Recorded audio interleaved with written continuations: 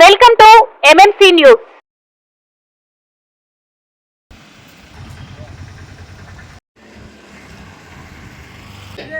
జిందాబాద్ జిందాబాద్. వర్ధిల్లాలి AP municipal workers and employees federation. వర్ధిల్లాలి వర్ధిల్లాలి సిఐటియు. వర్ధిల్లాలి. తిక్కల కమిషనర్ క్షమాపణ చెప్పాలి మున్సిపల్ కార్మికులకి. చెప్పాలి. తిక్కల కమిషనర్ క్షమాపణ చెప్పాలి మున్సిపల్ కార్మికులకి. చెప్పాలి. జీతాలు ఇవ్వాలి, జీతాలు ఇవ్వాలి.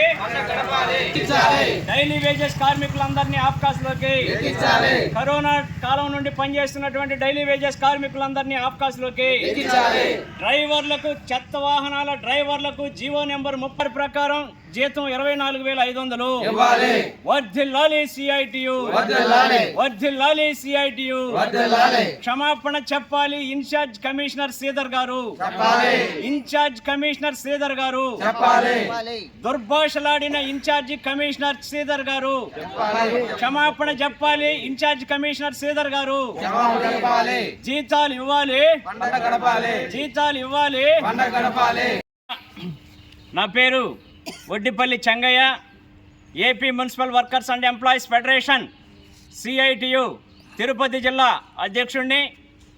ఈరోజు AP municipal workers and employees federation CITU ఆధ్వర్యంలో గత 2 రోజుల నుంచి వరుసగా నిరసన కార్యక్రమాలు వెంకటగిరి మున్సిపల్ కార్యాలయం ముందు కొనసాగుతూ ఉన్నాయి.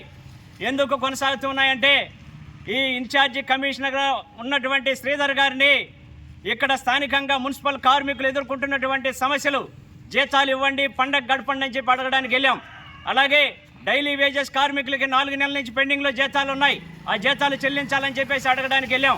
అలాగే కరోనా కాలం నుండి పనిచేస్తున్నారు డైలీ వేజెస్ కార్మికులు, వాళ్ళందరినీ ఆఫ్కాస్లోకి ఎక్కించాలని చెప్పేసి అడగడానికి వెళ్ళాం. జీవో నెంబర్ 36 ప్రకారం డ్రైవర్లకు, చెత్త వాహనాల డ్రైవర్లకి 24,500 రూపాయలు ఇవ్వాలని చెప్పేసి అడగడానికి వెళ్తే ఇక్కడ ఉండేటటువంటి తిక్కల కమిషనరు శ్రీధర్ గారు దుర్భాషలాడాడు.